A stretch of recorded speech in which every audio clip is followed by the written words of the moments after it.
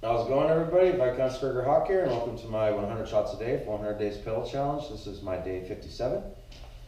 And earlier today, I shot the winning mindset video. It's about taking winning and losing completely off the plate, coming up with a different focus points. And I don't know what happened, but a couple hours after that, I got busy, and then man, I started feeling like I was really sick, like nausea and stuff. I got hit by waves of it for a few hours. And it's late at night, so what I'm going to do today is I'm going to do my wrap setups. I'm still going to be working the snap in there as well, but it's going to come with my kill combinations. So let's just go ahead and get started. I'm going to go ahead and just start out with wrap setups for now.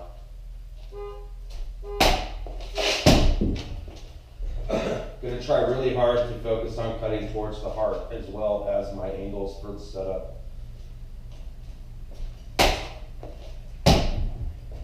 And since I don't have little kind of like shoulder bits coming off, it makes it very hard to add, like this is a very easy route to practice. However, it's very easy to block and it's very easy to just kind of duck and skip it. So what I'm training is it comes in kind of at a horizontal plane, and then at the last second it comes over like this, and you chop downwards. So that's what I'm going to practice, although I have to mostly do it slow or just kind of down the side of the pail.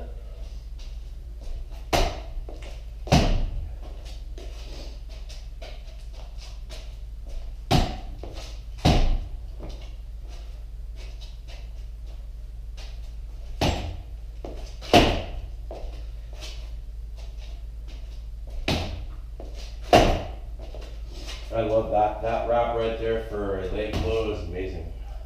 It exploits the principle of the X, which when you open here with your bread, it causes this side right here to be open, which is your butter. You couple that with the angle that I'm doing right here, where you're getting them to buy this angle, so they plant, they rotate. It's exactly what you want to see, and that's exactly what you're looking for. You're looking for your opponent to plant, rotate. The second they do, you just slide across and you take them right there. And generally that shot, I know I've explained this before, but just in case you've missed the video, but this shot, the way I throw it, how it comes down and low, and if you have a shield as well, imagine I have a shield, I'm not feeling the greatest, so I'm not using it, but this shot completely disappears behind your shield. You completely lose track of it, your opponent loses tracks of it, and it just comes right up underneath the corner, and you can either hit the belt and you'll definitely hit the leg. But it's a great setup, I use it a lot. And it doesn't matter who they are, it seems to work on everyone. So I like that. The big key, when you start to reach the experience level fighter. Experience level fighters, they do a lot of angles, but they also do a lot of watching. So when I'm coming in and I'm crossing measure right here, all I'm doing is watching. If you plant and you start to rotate, that's what I'm looking for, that's the bite. That's when I change the angle on you while you're turning to face me. You start to turn to face me and all of a sudden I'm sliding across and I'm shooting that sword under your shield, and it's hidden behind my shield until the last second, so it's very hard to pick up. So I'll probably do some leg plans really quick, and I'm going to get back to the wraps, but leg plan along with wraps is still my main focus. So I've got this practice in the next. I should have threw a wrap on that just for giggles, since that's what I'm doing. But yeah, next couple weeks still going to be leg plan in full effect. So that's what we're doing a lot of.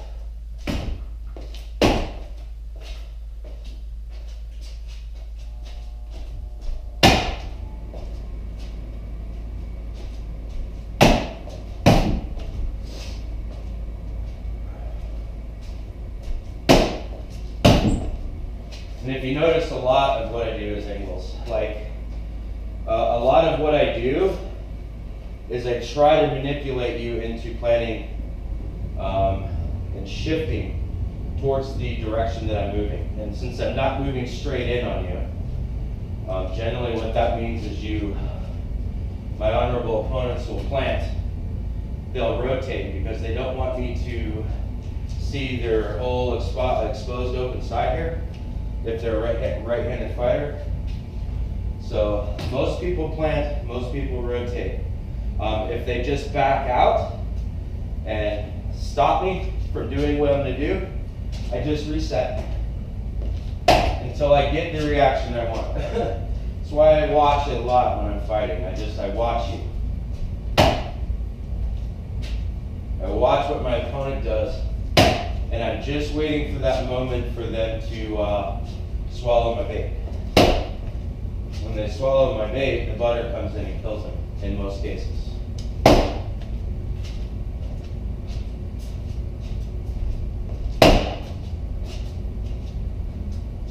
But yeah, I don't understand why I got sick. Like, I had to go lay down twice, like in the room with the lights turned off, and the fan blowing on me, my faithful dog laying next to me, my wife coming in going, what the hell's going on? But yeah, that was really weird. Now, I will say I have a guess of what it is. Now, I likely still have a disease called ulcerative colitis. And there's something I haven't done in about 8 months, which I did yesterday. So I'm willing to bet that that's likely what it was. It made me feel sick. Like, I don't eat or drink a lot of dairy because of it. The biggest thing though is acidicness, like sodas, alcohol, acidic fruit, things like that. I've been avoiding all that shit like the plague for about 8 months now to heal my body.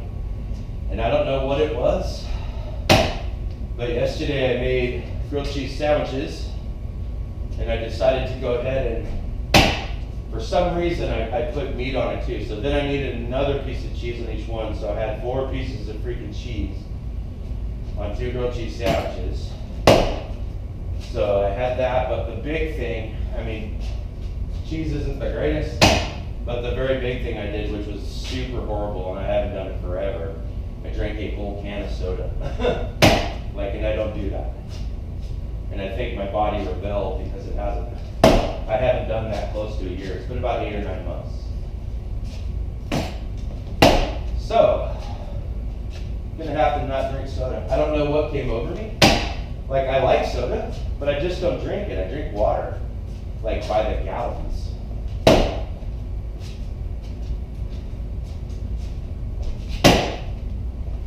But yeah, if you notice a lot of what I do, everything is about angles, people. Everything. And if you train angles enough on the pail, eventually it makes its way to the field. Eventually you start to do that. You start to think that way. It's totally pimp and cool. You're totally fine to approach your honorable opponents straight on until you get to the line of measure. And that's when you should really think about your angles, like big time. Get them to plant, get them to rotate, get them to react to what you're doing. Show them strength on one side, just like in the art of war. You show your honorable opponent's strength one side, their defense shifts over there. That was not really your intended target. Your intended target is the second. Show strength on one side, attack their weakness on the other. The principle of the axe. Fire here, attack it here. Your second shot.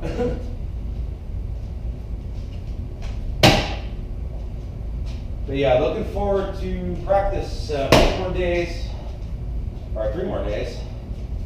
Gotta lose the track. Tomorrow, Swire's coming over for Pell training.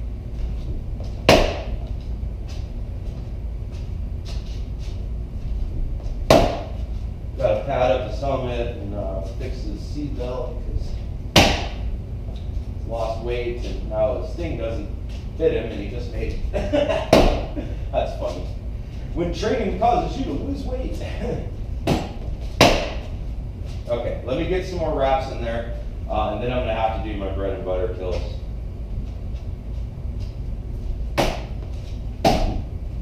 Alright, I did that with my foot up. That's totally poor form.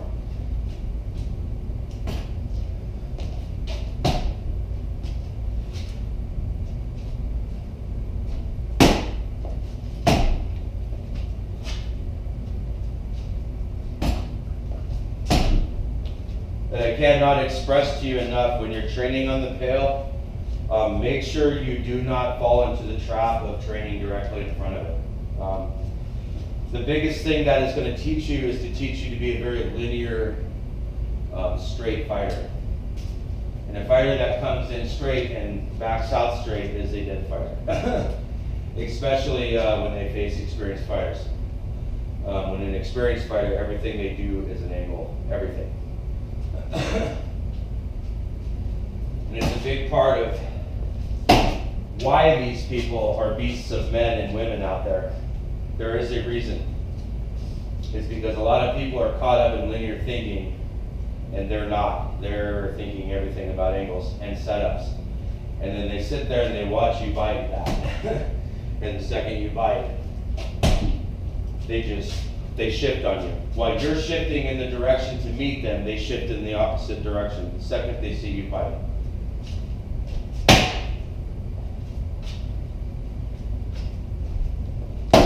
And that's exactly what I do to a certain extent. A lot of what I do is based off the art of war. Show your opponent's strength in one position. You show them that is not your intended mission, though. I mean, they might die to the first shot. Chances are they're an experienced fighter and they're not going to die at the first shot. But that first shot will manipulate their defense. Especially if they plant and rotate. That's what you look for in life. The plant and the rotate.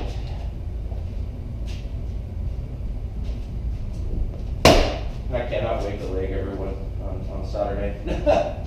Really looking forward to it. Again, and then after that, I'll probably practice trying to kill them with a wrap. So once they're legged, it'll be a bunch of that kind of stuff. Although if they were legged, it'd be more like that.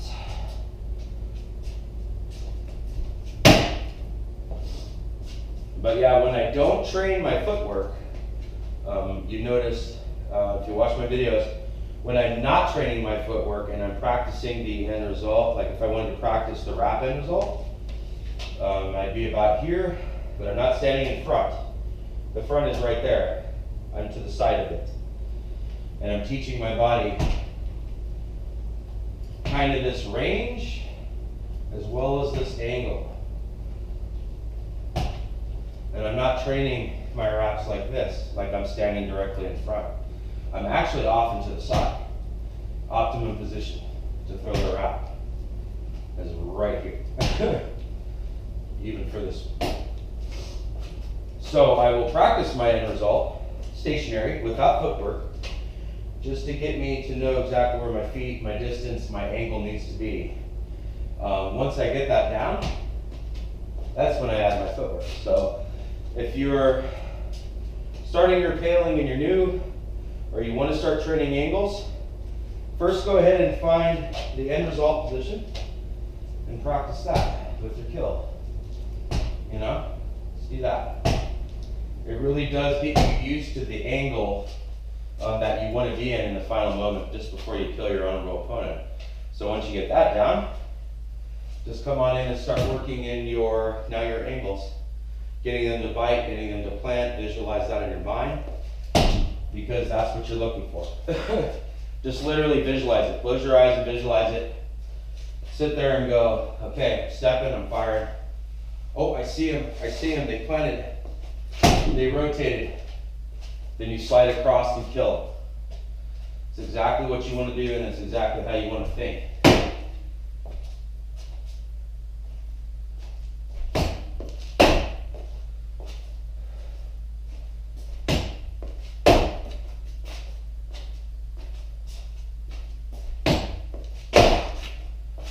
haven't done really any of my old bread and butter kills, so let me do some of those. And it's late as hell. It's getting close to 11.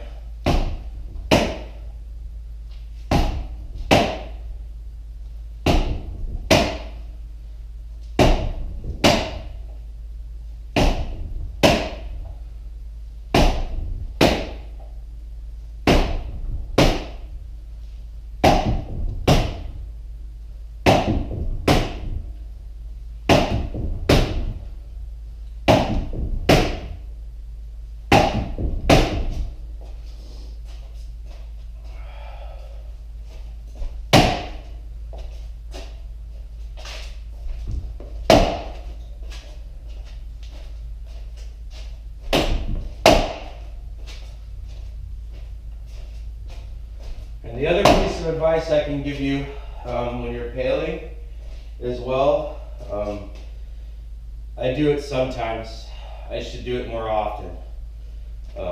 When you're fighting and you're practicing on your pail, try to practice clearing away from the sword. Whatever guard you have, say you have high guard, just clear away from your sword, keep your guard up before you reset, like this.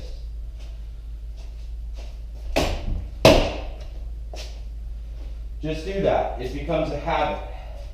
The very last thing you want to do is go out there and do this. Because I can assure you that will also transfer over from your tail training. You won't mean it to, and it will happen at the wrong moment. So always exit with your guard up. Do stuff like that. It really does help. It cements it into your subconscious, just like these blows. These blows become very natural. Your body and your subconscious mind knows how to do it, and it'll also remember me doing this. Clearing out of my pail, walking over to reset with my sword facing the ground. I've seen it happen. I have actually done it before myself. So just keep that in mind. It's a bad habit that you don't mean to ingrain, but it's something that you're not training. You're actually training yourself to do this after you do your awesome combo. And if both of them don't land, you can get gooned in the mouth because your D isn't there.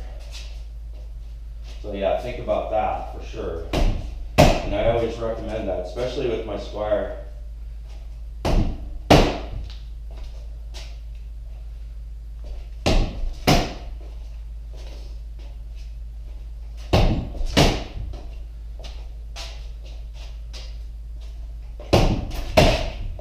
Ooh, trying to hit the garage door. That was awkward. That's something I generally don't do. I don't load like this one would have been weird. Like if I was going to load an off body stepping to the right, which is practically impossible to land to begin with, it would have been something like a wrap or a snap off to that side, because I'm not landing that off body. There's no way in hell I will land it. Not at that angle. But it is still a good setup though. Because you are kind of shifting their defense. The only problem is this movement to this side does kind of the exact opposite of what you want if you're wanting to kill here. Because I am moving in this direction. They're going to plant and rotate in the direction of my kill, which is something I don't like. I want them to plan and rotate in the direction that's the opposite of kill, so I can get in there much easier. Okay.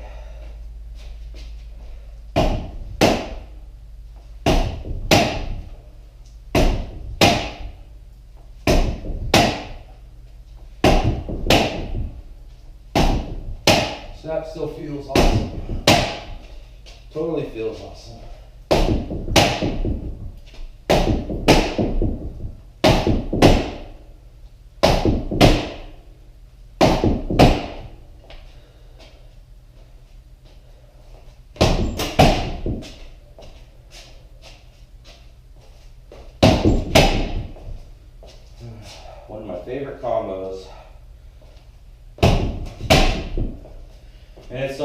because I'm sure some of us have heard of Duke Jada Starfall way back in the day, 27 years ago, nearly 30, when I started out. He was a huge inspiration of mine. I mean, it was just, I've never seen, at the time I had never seen a fighter, I mean, there were good fighters, but man, there were some truly great fighters, like Duke Ragnar, Duke Jade. I remember the very first coronet I entered into, well, yeah, it was the first coronet. I took second place, and at the time, Jade was Prince of the Mist, I believe. And my goal, guys, like, and I was very young, so I was very hyper focused on winning, training very hard. But my goal was, I wanted so bad to win Prince, and I can tell you right now, there was no way in hell I was ready for that type of responsibility. I had only been in the SCA for less than a year. But Jade at the time was the youngest unbelted Prince at the time. During that point in history, he was very young, and my birthday was a few months earlier than his. So I really wanted to win it. Like, I was hungry, exceptionally hungry. Ended up taking second, which is totally fine.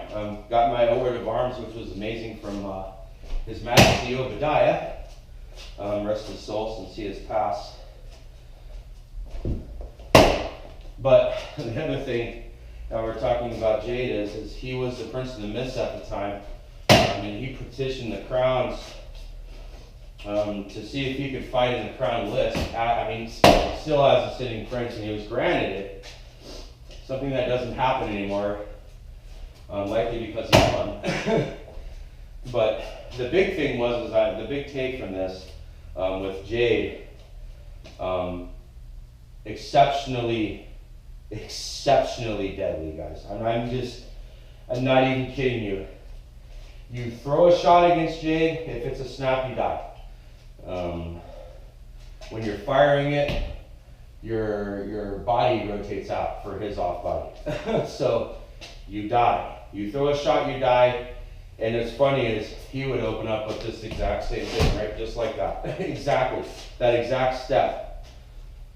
It would be, he would throw a snap, boom, and you would die. Or he would just walk literally right up to you and off body. And he would make it look so easy.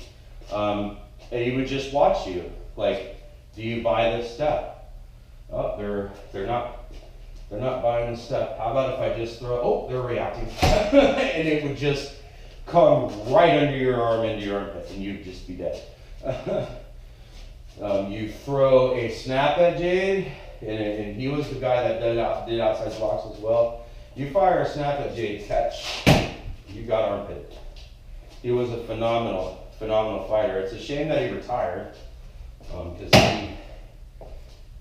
he is one of the amazing fighters. Like him or not, he was an amazing fighter. His insight on angles, the insight on being able to just walk up to you and hit that off body at will. I mean, it's just hilarious, because you would see him, and he would just even kind of leave his shield down. You know, it's almost like he wants you to fire for his head. But it was the most beautiful thing ever. My friend and I used to fucking kid all the time. Like, he would just float around, and he'd be just like, just freaking killing everyone with like 2 shots, 1 and 2 shots, all day, every day. You throw a snap, you die. You throw anything against Jade, you kill yourself. But you don't want him to open on you either. So it's like, it was awesome. My second crown, I fought it, I went down there. They had a grand finale. It's like like 140 or it was a ridiculous amount of people back then fighting crowns. They had the Grand Melee, and dude, I went out there and I'm fighting. I start looking around. I'm killing people. I start looking around. There's Sir Richard the Boulder Tree. He's sitting there. There was Count Benjamin. He was there. There was another fella. I forgot his name. But the next thing I know, I'm like, holy crap! I'm fighting Sir Richard the Boulder Tree. There's only a few people left. I mean, like, what? You know, I was just having an amazing day. I ended up getting armed. Sir Richard was on his knees, and I fought him single sword left-handed, and I actually killed him. And which was amazing, I looked over, and there Jade was, just sitting there on his knees, just watching the fight, sitting there smiling at me. And I was like, oh wow, did I really, literally just make it to the very end of this Grand Melee to fight my freaking idol at the time? Man, it was pretty fucking amazing.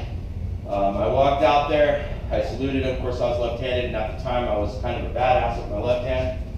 I did a lot. I saluted him, chopped off my leg, went down to my knees. Everyone cheered because it's like, what the hell? That dude has been king like a bajillion times. What is he thinking? And we ended up having an amazing fight. Oh my God, it was amazing. There were times where I was throwing all the blows. He was on full defense, practically laying on his back. And I might add that he did yield his shield when I chopped off my leg as well. So, but yeah, there were times I was on full D, practically laying on my back on the ground, and then the tide would change, and then I would come for him. Eventually, he got me though, and he was like, Gregor, that was an amazing fight. The next we meet in Roses, I want you to bring your best, and we're both going to have our shields. And that day, Jade gave a rose to my lady, and I was so pumped that day. I think that day I got to quarterfinals. Amazing day. Very fun, very memorable. Just not being able to believe how in the hell. I mean, I knew I was a decent fighter, but I never expected to walk out there with 140-some people and face my idol and actually do well. Like, not just freaking get cremated instantly, you know? It was a long fight, single sword, on our knees. He still bested me, but damn, I wouldn't trade that for anything in the world, man. It was freaking great. I have never felt so pumped in the moment as that, dude. It was amazing. And when His Grace tells you to look him up in the freaking Roses tournament, you look him up in the Roses tournament. That's exactly what you do. Some of the best, exciting, most terrifying fights ever. I had the ability to block his off body. Did not make it any more comforting.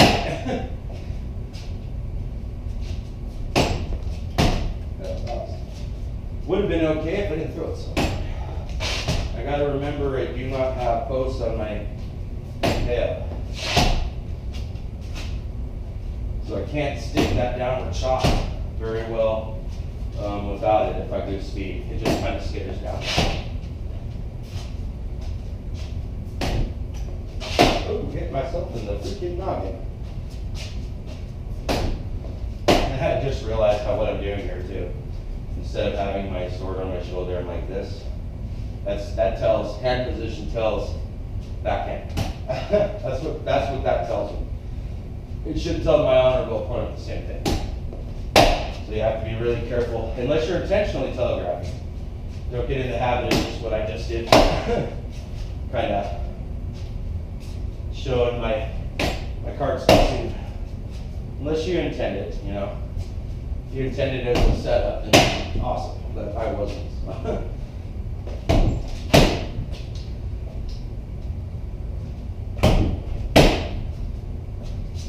The one thing Jay did such phenomenally well was that whole just opening up with the snap. You fire over the top of the sword, he catches you, hits you in the armpit. Like, I mean, it was some of the most beautiful shit I've ever seen. I mean, just the snap as the setup, just to catch that, come in and kill you in the off leg. It's freaking beautiful.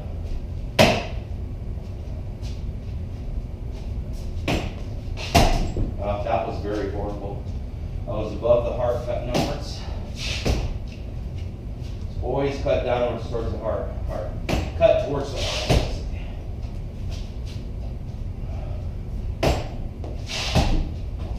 Always cut down or up, depending on what blow you're fighting. But cut towards it, always.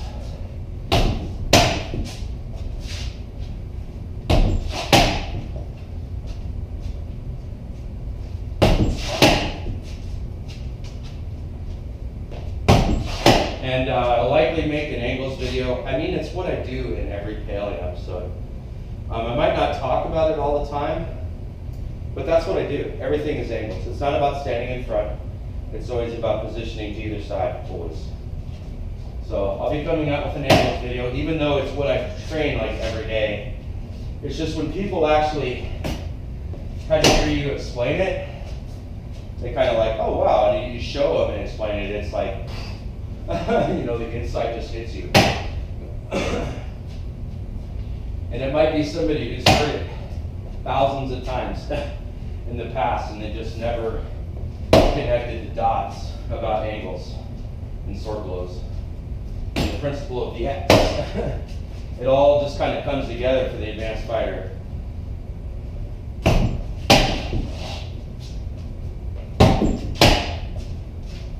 But yeah, everything I do are angles. They're all designed to get you to respond to what I'm doing. And when I get you to respond, I'm controlling the fight, not you. You're responding to me. I'm not responding to you. Then that's very killer. It's very advanced fighter thinking, very. Especially when you couple it with angles, principle of the X. Very deadly. And I feel bad for not putting my left. This is actually a longer video than I intended. It's just, I felt bad earlier. And I really wanted to do this too. And just get it done. But last thing I want to do is hurl on the camera. That would be embarrassing.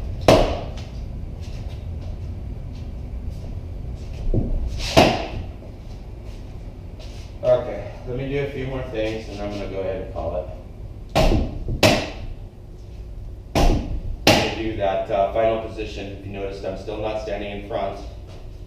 I'm practicing the end result, which technically is only going to be that shot right there, because as you see me doing it in real time, I'm actually stepping here, stepping across. That's how I fight it when I'm out there fighting.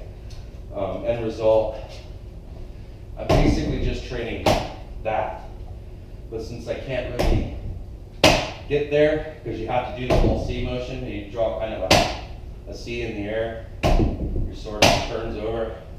That's the shot I'm practicing at this angle. This is my kill angle.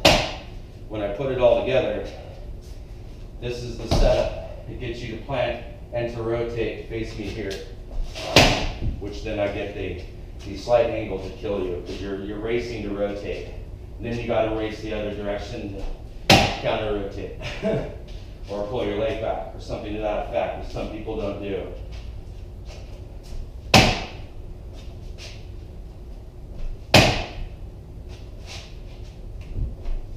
Yep, can't wait to fight. I was really bummed last week. Back problems. Of all days, like it could have been Sunday. You know, totally, could have been totally Sunday. It'd been okay. Suffering because I would have been able to get my practice on, practice things that I'm working on. So But yeah, if you notice, and obviously I train the same shit over and over. There's a reason. You trained walking over and over your whole life, right? You're still doing it today and you don't even realize it. You're getting better at it. Unless you find a banana peel. But yeah, it's kind of like how I work. I train these angles, these shots. I train them thousands. And I'm not kidding you when I say thousands.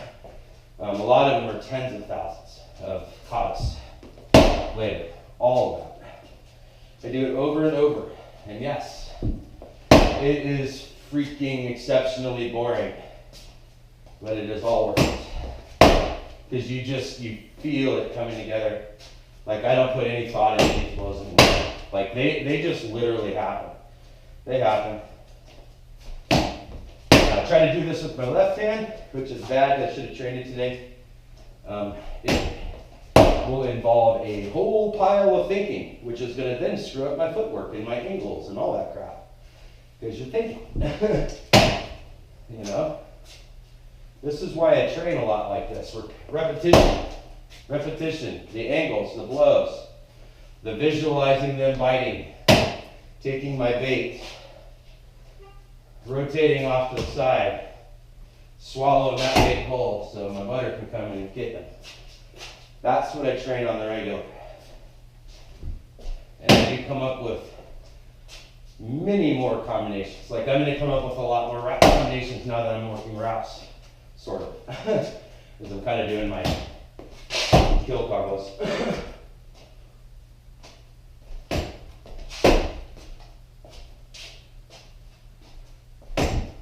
And when I come up with them, I will train them a whole crap load. Because that's what I do. Until it's so natural that it's like the back of my hand, or walking, or breathing. Something that you just do without thought. And then when you get there, you do what I'm doing. You just kind of, you keep your tools sharp.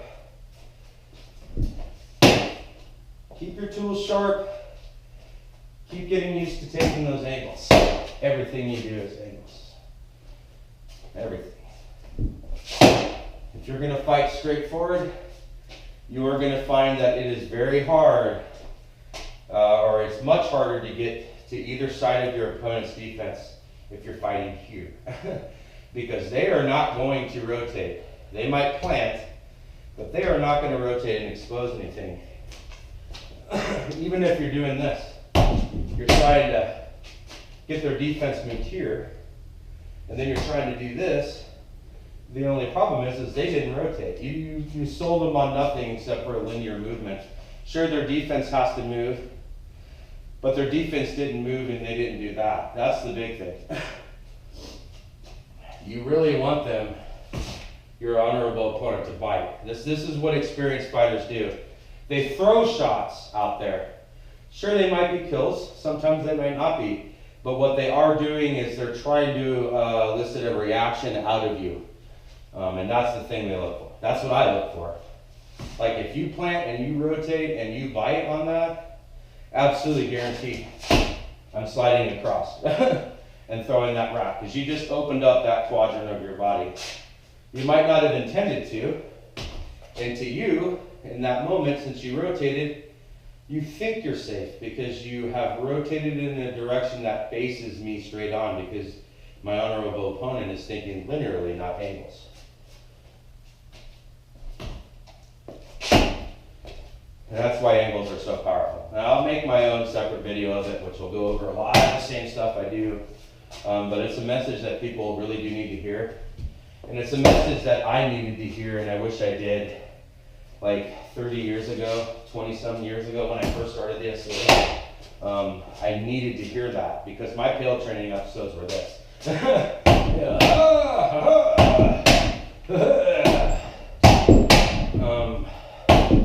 I taught myself to be static. I taught myself to think in straight lines. That's what I taught myself, and I thought I was doing a good job, and I wasn't. I didn't have any direction. There was nobody up here in the north of that Pell trained. Not ever back in the day, not like that. I was the first. And I had to kind of teach myself And there's one thing I did learn when I started having like, dude, why do I have so much problems getting around my freaking opponent, like their defense? And then one of those days, just kind of had an epiphany. Started training the final position. You know, started training the final position, and then kind of started adding footwork. But yeah, there for a while I thought I was doing good things, and I was just ingraining bad habits, a bad thought process of straight forward, straight back. It's bad. It's a beginner's fighter's, it's kind of how almost all beginning fighters start out. There are exceptions, because there are people that have just amazing insight and amazing natural ability. But yeah, you start thinking angles. I don't care where you are in your fighting is going to skyrocket, like literally. Especially if you use the principle of the X, as well as some principles that are in the Art of War. If you have not read it, or at least broke down and watched the documentary on freaking YouTube, go ahead and do that, especially if you are a non-belt fighter. There are so many insights in that. The Art of War is amazing. And it doesn't just have to do with war. It has to do with everything in life. And that's why the principles of the Art of War are so important to understand. Because it talks about showing your opponent's strength on one side when they react shift to the other. I mean, that's literally one of the rules. You know.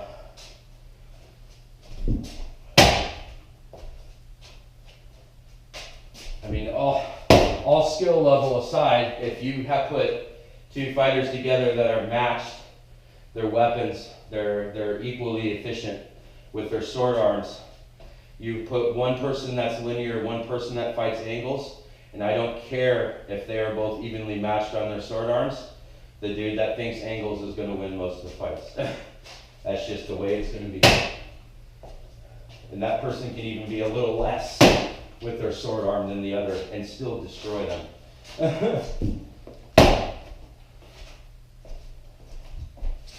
Alright, I think I'll go ahead and end it here. It's probably one of my longer videos on a day that I didn't feel good, so I hope you enjoyed the episode. Apologize if it's too long, but I just had stuff to say. I don't feel like going to sleep yet, so have a good one, and I'll catch you later. Peace.